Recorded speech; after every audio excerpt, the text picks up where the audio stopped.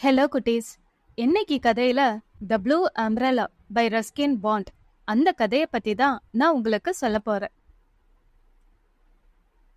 ஹிமாலயஸ்ல இருக்கிற ஒரு மலைவாழ் கிராமம். அந்த கிராமத்துல பின்யான்னு ஒரு சின்ன பொண்ணு வாழ்ந்துகிட்டு வந்தா. ஒரு 10 வயசு இருக்கும். எளிமையான குடும்பம். அவளுக்கு ஒரு பிரதர் பிஜ்ஜு அப்படின்னு சொல்லிட்டு. உண்மையான பேரு விஜய். ஆனா எல்லாருமே அங்க பிஜ்ஜுன்னு தான் கூப்பிடுவாங்க. அவங்களுக்கு அம்மா மட்டும்தான். அப்பா சில வருடங்களுக்கு முன்னாடியே இறந்துட்டாரு. பின்யாவும் பிஜுவும் ஸ்கூலுக்கு போறாங்க. அது மட்டும் இல்லாம அவங்க நீலு கோரின்னு சொல்லி 2 மாட்டை வளர்த்துக்கிட்டு வராங்க.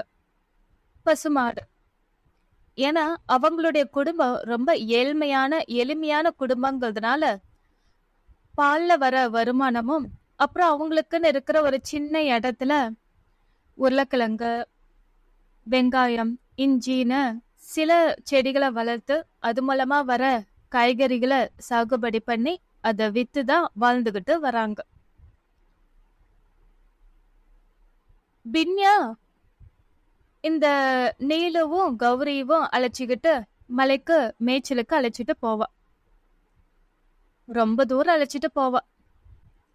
அந்த மாடுங்க 2 பேருக்குமே பின்யா கூட டைம் ஸ்பெண்ட் பண்றதுன்னா ரொம்ப பிடிக்கும். பிஜு கூட அப்படி இல்லை. ஏன்னா பிஜு ரொம்ப சுட்டித்தனம் பண்ணுவான். அந்த மாடு சொன்ன பேச்சு கேட்டு கரெக்டான இடத்துக்கு போகல, இல்ல திசை மாதிரி போகுதா அப்படின்னா வாழை பிடிச்சி இழுக்கிறது, அந்த மாதிரி நிறைய சேட்டை பண்ணுவான். குறும்பு பண்றதுனால அந்த மாடுங்களுக்கு பிஜுவை விட பின்யாவை தான் ரொம்ப பிடிக்கும். பின்யா கூட நிறைய டைம் ஸ்பெண்ட் பண்ணுவாங்க. அவ அந்த அந்த மலையில இருக்கிற நிறைய பைன் ட்ரீஸ், அடர்ந்த காடா இருக்கும், பைன் ட்ரீஸா இருக்கும். அதுல அந்த மாடுகளை அழைச்சிட்டு போய்கிட்டு அப்படியே டைம் ஸ்பெண்ட் பண்ணிக்கிட்டு இருப்போம். அது ஒரு சம்மர் டைம். சம்மர் சீசன்கிறதுனால நிறைய பேர் அங்க பிக்னிக்காக வருவாங்க. ஃபேமிலியோட வந்து கொஞ்ச நேரம் அந்த இயற்கை சூழலோட உட்காந்து ஸ்நாக்ஸ் எல்லாம் சாப்பிட்டுக்கிட்டு பேசிக்கிட்டு டைம் ஸ்பெண்ட் பண்றதுன்னா நிறைய பேத்துக்கு ரொம்ப பிடிக்கும். அந்த மாதிரி ஒரு ஃபேமிலி அங்க பிக்னிக்காக வந்திருக்காங்க. மாடுகளை மேய்ச்சிக்கிட்டே வந்த பின்யா தூரத்துல ஒரு ஃபேமிலி பிக்னிக் செலிப்ரேட் பண்றத பார்த்தா. ஆனா அவங்களுக்கு நடுவுல ஒரு அழகான ப்ளூ கலர் அம்ப்ரெல்லாவையும் பார்த்தா. அந்த ப்ளூ கலர் அம்ப்ரெல்லா ரொம்ப கவர்ந்துச்சு பின்யாவை. அதையே பார்த்துக்கிட்டு இருந்த பின்யாவை பார்த்த அந்த பிக்னிக் வந்தவங்க பின்யாவை கூப்பிட்டாங்க. ஏன்னா அங்க இருக்கிறவங்கள அந்த மலைவாழ்ல அங்க இருக்கிறவங்க எல்லாருமே அங்க இருக்கிற மக்களை அவ்வளவு சுலபத்துல பார்க்க மாட்டாங்க இல்லையா. ரொம்ப தூரத்துல இருந்து வந்திருக்காங்க. சரின்னு பின்யாவை கிட்ட கூப்பிட்டாங்க. பின்யா கிட்ட போனா. அவளுடைய கண்ணு ஃபுல்லா அந்த ப்ளூ அம்ப்ரெல்லா மேலேயே தான் இருந்துச்சு. அதையே பார்த்துக்கிட்டு இருந்தா. பிக்னிக் வந்திருந்த 2 ஓல்ட் லேடிலும் பேசிக்கிட்டு இருந்தாங்க. வயசானவங்க என்ன சொன்னாங்கன்னா, நீ அழகா இருக்க, ஆனா ட்ரெஸ் எல்லாம் பாரு எப்படி இருக்கு, கிழிஞ்சு இருக்கு, அப்படி இப்படின்னு அவங்களுக்குள்ளேயே நிறைய பேசிக்கிறாங்க. இந்த இந்த இடத்துல எல்லாம் அந்த அளவுக்கு வருமானம் இருக்காது, ரொம்ப ஏழை பொண்ணு அப்படின்னு அவங்களுக்குள்ளேயே பேசிக்கிட்டே இருக்காங்க.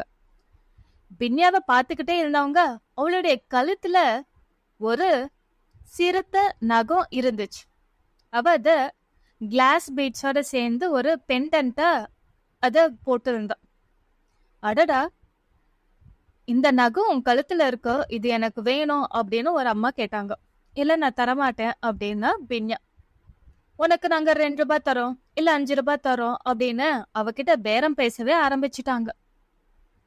ஏன்னா அந்த மாதிரி சிறுத்த நகமோ புலி நகமோ கையில இருந்தா லக்கின்னு எல்லாருமே சொல்லுவாங்க. இது நம்ம கிட்ட இருந்தா நல்லா இருக்குமேன்னு பிக்னிக் வந்திருந்தவங்க ரொம்ப ஆசைப்பட்டாங்க. பின்யா எவ்வளவு காசு கொடுத்தாலும் தரமாட்டேன்னு சொல்லிக்கிட்டே இருந்துட்டு, அப்புறம் வேணா அந்த ப்ளூ அம்ப்ரெல்லா கொடுங்க, அதுக்கு பதிலா நான் இந்த நகத்தை கொடுக்கறேன் அப்படின்னு சொன்னான். சரி ஓகே அப்படின்னு, ஏன் உனக்கு இவ்ளோ அவ்ளோ அழகான அம்ப்ரெல்லாவா வேணும் அப்படின்ட்டு வந்திருந்த அம்மா திட்ட ஆரம்பிச்சிட்டாங்க. அப்புறம் அங்க இருந்த ஒரு ஐயா, பரவாயில்ல நீ இத கேக்குறயில அந்த பொண்ணுக்கு அது கொடுத்தாதா என்னன்னு அவரு ஆர்கியூ பண்ணி பின்யாக்கு அந்த ப்ளூ அம்ப்ரெல்லா வாங்கி கொடுத்துட்டு அவகிட்ட இருந்த அந்த சிறுத்தை நகம் இருந்த பெண்டன்ட்ட வாங்கி கொடுத்துட்டாங்க. அவங்க எல்லாரும் அத பார்த்து ரசிச்சுக்கிட்டு பேசிட்டே இருக்கும்போது பின்யா அந்த ப்ளூ அம்ப்ரெல்லாவை எடுத்துக்கிட்டு அவ பாட்டுக்கும் நடக்க ஆரம்பிச்சிட்டா. அவளுக்கு அத ஹோல்டு பண்ணிருக்கிறது அவ்வளவு பிடிச்சிருந்தது. கையில பிடிச்சுக்கிட்டே இருப்பா, அத க்ளோஸ் பண்ணவே மாட்டா. கையில வச்சுக்கிட்டு அத சுத்தி சுத்தி விளையாடுறது, டான்ஸ் ஆடுறது, அது அவளுக்கு ரொம்ப பிடிச்சிருந்தது. அந்த அம்ப்ரெல்லாவை எடுத்துக்கிட்டு அவ வீட்டுக்கு போனா. அந்த வீட்டு வழியில பாத்தீங்க அப்படின்னா ஒரு டீ கடை இருக்கு. அந்த டீ கடை மாஸ்டர் யார் தெரியுமா? ஒரு வயசான தாத்தா, ராம் பரோசான்னு சொல்லிட்டு. அவரு பின்யா கையில இப்படி ஒரு அழகான ப்ளூ அம்ப்ரெல்லாவை இருக்கிறத பார்த்துட்டு அவருக்கு ஆசை வந்துருச்சு. அடடா, இந்த மாதிரி அம்ப்ரெல்லாம் பெரிய ஆளுங்க தான் வச்சிருப்பாங்க, பணக்காரங்க தான் வச்சிருப்பாங்க. இது உன் கைக்கு எப்படி வந்துச்சு? எனக்கு கொடுத்துறேன் அப்படின்னு அவரும் பேரம் பேச ஆரம்பிச்சிட்டாரு. இல்ல இல்ல, நல்லா உங்களுக்கு தரமாட்டேன் அப்படின்னு பின்யா சொல்லிட்டான். உனக்கு எப்படி கிடைச்சது அப்படின்னு கேட்கும்போது, நான் என்னுடைய கிளாவை கொடுத்துட்டேன், அதுக்கு எக்ஸ்சேஞ்சா எனக்கு இந்த அம்ப்ரெல்லா கிடைச்சதுன்னு சொல்லிட்டு அவ வீட்டுக்கு போயிட்டான். அந்த அம்ப்ரெல்லா கூடவே தான் விளையாண்டுகிட்டு இருப்பான். வீட்டுல கூட அந்த அம்ப்ரெல்லாவை க்ளோஸ் பண்ணி வைக்கவே மாட்டான். ஏன்னா அது ஓப்பனா இருந்தாதான் ஒரு அழகான நீல கலர் பூ பூத்த மாதிரி அவளுக்கு ஒரு ஃபீல் ஆச்சு. அதனால அந்த பூ விரிஞ்சு மலர்ந்திருந்தா தானே அழகா இருக்கும். அதனால பின்யாவுக்கும் அந்த அம்ப்ரெல்லாவை க்ளோஸ் பண்ணி வைக்கிறது சுத்தமா பிடிக்கவே இல்லை. ஆனா அவங்களோட வீடு ரொம்ப சின்னதாச்சே. பிஜு வீட்டுக்குள்ள வரும்போதெல்லாமே அந்த ப்ளூ அம்ப்ரெல்லாவில இடிச்சுக்கிறான். அதனால பிஜு க்ளோஸ் பண்ணி வைப்பான். இப்படி ஏதோ போய்கிட்டு இருந்துச்சு. நீலு கையில இருக்கிற அந்த அம்ப்ரெல்லாவை பார்த்து எல்லாரும் ஆசைப்பட்டாங்க. எல்லாருக்குமே அது ரொம்ப பிடிச்சு போச்சு. ஒரு நாள் எப்படிதான் ப்ளூ அம்ப்ரெல்லாவை எடுத்துக்கிட்டு மலை வழிய போய்கிட்டு இருந்தா. அங்க கொஞ்ச நேரம் உக்காந்து இருந்தா பைன் ட்ரீ கடியில. அப்ப காத்து ரொம்ப வேகமா வீச அந்த அம்ப்ரெல்லா அவளையும் தாண்டி அப்படியே பறந்து போயிடுச்சு. பறந்து போய் ஒரு மலை உச்சியில இருக்கிற செரி ட்ரீல மாட்டிக்கிச்சு. பின்யா அங்க போய் அந்த அம்ப்ரெல்லாவை எடுக்கிறது தன் உயிருக்கே ஆபத்து இருக்கும்னு தெரிஞ்சும் அதை பொருட்படுத்தவே இல்லை. எப்படியாவது அந்த அம்ப்ரெல்லாவை எடுத்துட்டு வந்துடணும்னு முயற்சி பண்ணி அந்த மலை உச்சிக்கு போய் அந்த மரத்து மேல ஏறி அந்த அம்ப்ரெல்லாவை எடுத்துட்டும் வந்துட்டான். அதுல அவளுக்கு அங்கங்க அடிபட்டுச்சு. ஆனா அதை அவ பொருட்படுத்திக்கவே இல்லை. அந்த கிராமத்துல வாழ்ந்த ஸ்கூல் மாஸ்டரோட வைஃப் BA செகண்ட் கிளாஸ் முடிச்சிருக்காங்க. அவங்களுக்கு பின்யா வச்சிருக்கிற கொடை மேல ஆசை. என் கொடை பாருங்க பிளாக் கலர்ல இருக்கு, எனக்கு இது வேண்டாம், எனக்கு அந்த மாதிரி கொடை தான் வேணும் அப்படின்னாங்க. ஆனா ஸ்கூல் மாஸ்டர் அவங்க என்ன சொன்னாங்கன்னா, நீ வேணா இத கலர் அடிச்சுக்கோயே அப்படின்ட்டாங்களாம். முறைச்சாங்களா அந்த ஸ்கூல் மாஸ்டரோட வைஃப். அப்புறம் அங்க கோவில்ல பூஜை செய்யற பூஜாரிக்கும் இந்த கொடை மேலதான் கண்ணு. என்ன பண்றது, எல்லாருக்கும் அது மேல ரொம்ப ஆசை வந்துடுச்சு. சம்மர் சீசன் முடிஞ்சு இப்ப மழை காலம் ஆரம்பிச்சிடுச்சு. பின்யா கைக்கு கொடை இதுதான் ஃபர்ஸ்ட் டைம் மழை பெய்யுது. பின்யா எவ்வளவு சந்தோஷப்பட்டிருப்பா. அந்த முதல் துளி விழும்போது அவ கொடைய தம் மேல விரிச்சுக்கிட்டா. அப்புறம் அந்த மழை சடசடன்னு பெய்யும் போது அவ மேல ஒரு அருவி கொட்டுற மாதிரி இருந்துச்சு. ஆனா அவ நனையவே இல்லை, அவளுடைய பாதங்கள் மட்டும்தான் நனைஞ்சது. அவ ரொம்ப சந்தோஷப்பட்டா. எல்லாரும் அப்படி பெய்யற மழையில நனைஞ்சுக்கிட்டு ஓடி போய் மழை பெய்யாத இடத்துல தங்கிக்கலாம் அப்படின்ட்டு ஒவ்வொருத்தரும் ஒவ்வொரு கடையில போய் தங்கிக்கிட்டு இருக்காங்க. மழை விட்டதும் வெளியே வரலான்னு. ஆனா பின்யா அந்த ரோட்ல மழையில நனைஞ்சுக்கிட்டே அத கொடை இருக்கே கொடை பிடிச்சுக்கிட்டு ரொம்ப சந்தோஷமா போய்கிட்டு இருந்தா. அங்க வழியில அவங்க அண்ணன் ஒரு குகையில ஸ்கூல் புக்ஸ் எல்லாம் வச்சுக்கிட்டு வெயிட் பண்ணிக்கிட்டு இருந்தான். பின்யா வந்ததும் பின்யா கூட அவனு கிளம்பிட்டான். ஏன்னா மழையில போனா புக்ஸ் எல்லாம் நனைஞ்சிடுமே. அப்புறம் பின்யா கிட்ட போயிட்டு அவளோட அவகிட்ட கொடைய வாங்கிக்கிட்டு புக்ஸ் எல்லாத்தையும் கொடுத்துட்டு, ஏன்னா அவன் ரொம்ப ஹைட்டா இருப்பான், அதனால பின்யா கிட்ட கொடை வாங்கி அவன் பிடிச்சிக்கிட்டு 2 பேரும் வீட்டுக்கு வந்து சேர்ந்துட்டாங்க. மழைன்னா மழை, அப்படி ஒரு மழை. 3 நாள் மழை தொடர்ந்து பெஞ்சுக்கிட்டே இருந்துச்சு. அதனால வீட்ல எல்லாம் எலிங்க தொல்லை ரொம்ப ஜாஸ்தி ஆயிடுச்சு. அவங்க அம்மா ரொம்ப கஷ்டப்பட்டுட்டாங்க. ஏன்னா அங்க இருக்கிற எலிங்க எல்லாமே இந்த தோட்டத்துக்கு வயல்ல வர எலிங்க அது எல்லாமே வந்து வீட்டுல இருக்க பொருட்களையும் நாசம் பண்ணிடுச்சு, உணவு பொருட்களையும். என்ன பண்றது? இந்த மழை காலங்கிறதுனால ஸ்கூல் எல்லாமே லீவு. அதனால சரி லீவா இருக்க, நீ வந்து என் கடைக்கு வந்து வேலை பாரு அப்படின்னு ராம் பரோசா கூப்பிட்டாரு பிஜுவை. பிஜு இருந்துகிட்டு நான்லாம் போக மாட்டேன் அப்படின்ட்டு அவங்க அம்மாவுக்கு ஹெல்ப் பண்ணிக்கிட்டு இருந்தான். அவங்க வீட்டுலதான் 2 மாடு இருக்கு இல்லையா, பசு மாடு. அதுல வர பாலை ஸ்கூல் மாஸ்டருக்கும் ஒரு 1/2 லிட்டர், அப்புறம் பூஜாரிக்கு 1/2 லிட்டர்னு கம்மி விலைக்கு கொடுத்துக்கிட்டு வந்தாங்க. அது மூலமா பொழப்பு ஓடிக்கிட்டு இருந்துச்சு. ராம் பரோசா ரொம்ப வயசானதுனால தனக்கு வேலைக்கு ஆட்கள் கண்டிப்பா தேவை அப்படின்ட்டு பக்கத்து கிராமத்துல இருந்த ராஜாராம்ங்கிற ஒரு சின்ன பையனை வேலைக்கு வச்சுக்கிட்டாரு. இப்படியே நாட்கள் போய்கிட்டு இருந்துச்சு. பின்யா அந்த இடத்த கடந்து போகும் போதெல்லாமே ராம் பரோசா பின்யாவையும் அவ கையில இருக்கிற அந்த அழகான ப்ளூ அம்ப்ரல்லாவையும் பார்த்து பெருமூச்சு விடுவார். இத கவனிச்சுக்கிட்டே வந்த ராஜாராம், என்ன முதலாளி, என்ன அந்த பொண்ணையே பார்த்துட்டு இருக்கீங்க, என்னாச்சு, என்ன விஷயம்? அவ என்ன, அந்த கொடைதான், அந்த கொடை பாரு, அந்த கொடைக்கு நான் 12 ரூபாய் தரேன்னு சொன்னேன், ஆனா அவ பின்னே தரவே மாட்டேன்ட்டா. பேரம் பேசி பார்த்துட்டேன், 10 ரூபாய் தரேன்னா, அப்புறம் 12 ரூபாய் தரேன்னா தரவே மாட்டேன்ட்டா அப்படின்னு ராம் பரோசா சொன்னாரு. இதுல என்ன இருக்கு அந்த கொடையில? நீங்க வயசானவர், எங்க வெளியே போக போறீங்க? அந்த கொடையை வச்சுட்டு நீங்க என்ன பண்ண போறீங்க? எதுக்காக அந்த கொடை மேல ஆசைப்படுறீங்கன்னு ராஜாராம் துருவி துருவி கேள்வி கேட்டுக்கிட்டே இருந்தான். அப்படியெல்லாம் இல்ல, எனக்கு அது இருந்தா நல்லா இருக்குமேன்னு எனக்கு தோணுச்சு அப்படின்னு அவரு சொன்னாராம். அப்புறம் ராஜாராம் யோசிச்சு பார்த்துட்டு, சரி அந்த கொடை பாருங்க, ஆரம்பத்துல இது நல்ல டார்க் ப்ளூவா இருந்துச்சு, இப்ப லைட் ப்ளூவா மாறிடுச்சு, கலர் மங்கிக்கிட்டே வருது. இந்த கொடையை உங்களுக்கு வேணும் அப்படின்னாரு. ஆமா அப்படின்னாரு. சரி ஓகே, நான் இந்த கொடையை உங்களுக்கு கொண்டு வந்து தரேன், நீங்க எனக்கு என்ன தருவீங்க அப்படின்னு ராஜாராம் கேட்டானா. என்ன சொல்ற, திருடிட்டு வர போறியா? அதெல்லாம் தப்பு அப்படின்னா ராம் பரோசா.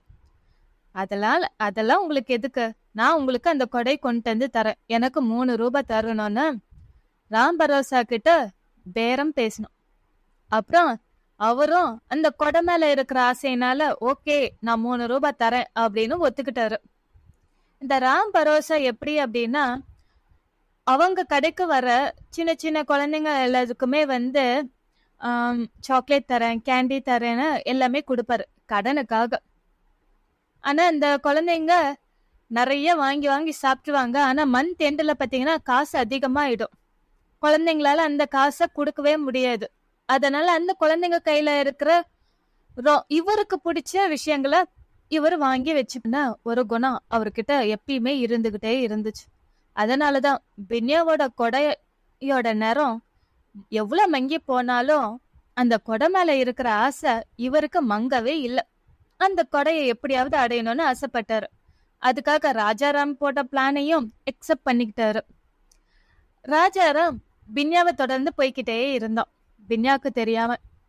பின்யா இப்பதானே மழை பெஞ்சு ஓஞ்சது. அங்க மலை பிரதேசத்துல எல்லாமே பாத்தீங்கன்னா ரொம்ப ஈரமா இருந்துச்சு.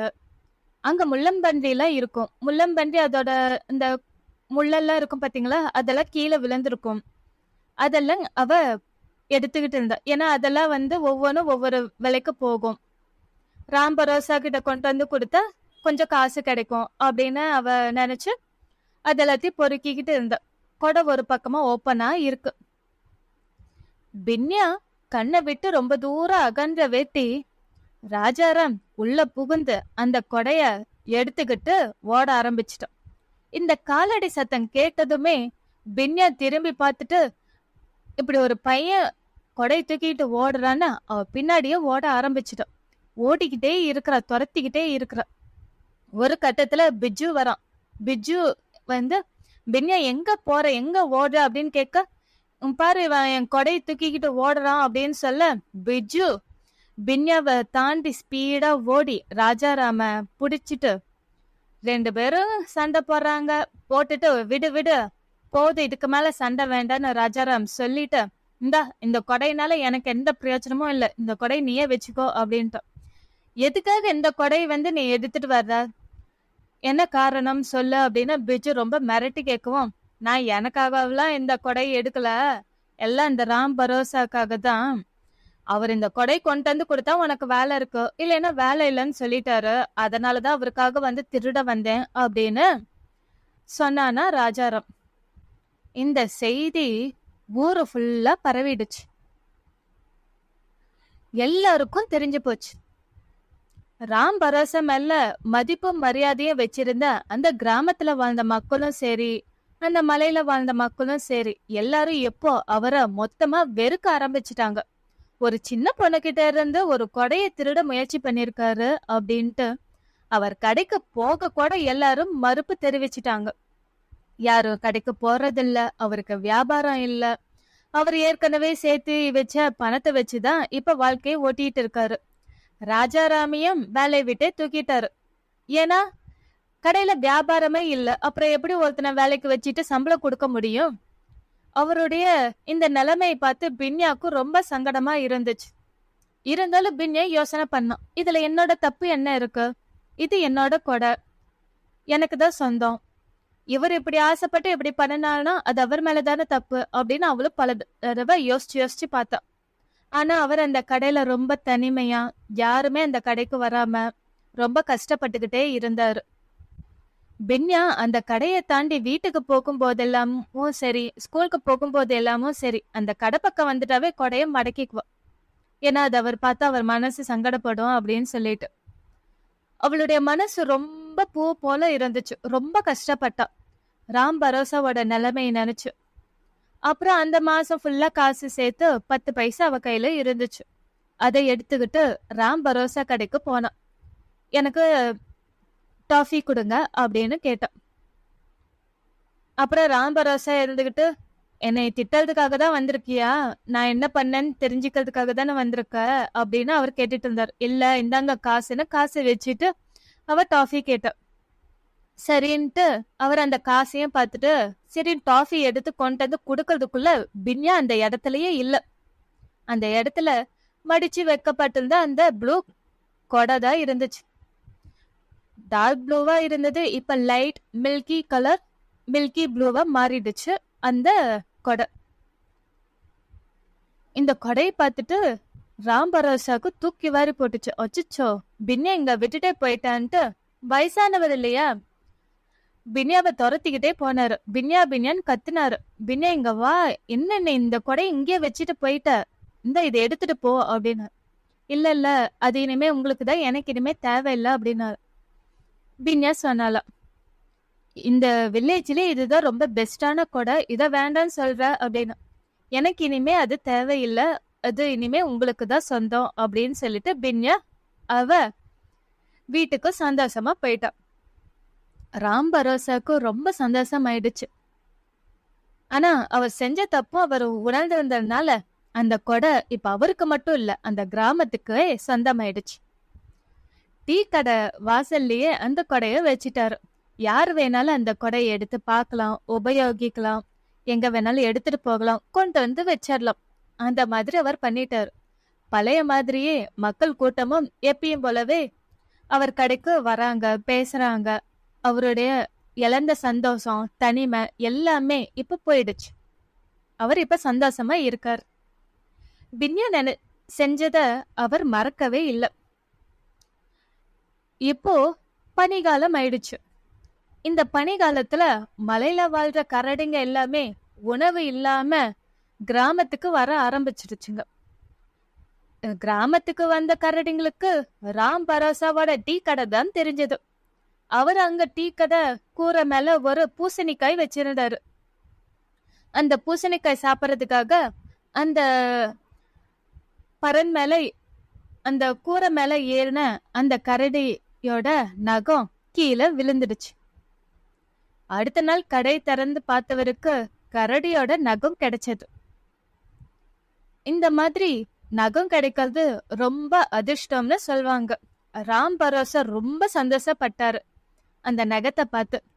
உடனே பக்கத்து டவுனுக்கு போனாரு.